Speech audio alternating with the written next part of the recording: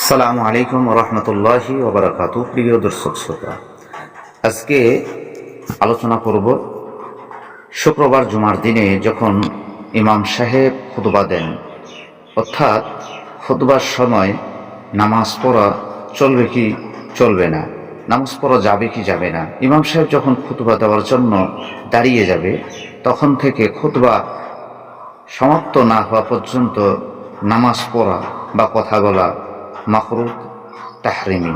কিন্তু যদি কোনো ব্যক্তির ফজরের নামাজ কাজা থেকে থাকে, তাহলে সেই হিসেবে কাজা নামাজ আদায় করা জায়েজ এবং ওয়াজিব। অর্থাৎ খুতবার সময় কথা বলা যাবে না। শুধু তাই নয়, খুতবার সময় কিছু খাওয়া বা পান করা, কথা বলা, হাঁটাচলা করা, সালাম দেওয়া, সালামের উত্তর দেওয়া, তাসবিহ পাঠ করা।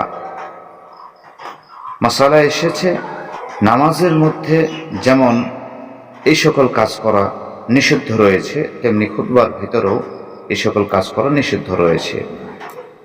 এই জন্য আল্লাহ পাক যেন আমাদের সঠিক বুঝদান করে, আমরা খুতবা সঠিকভাবে শুনতে পারি। আমিন।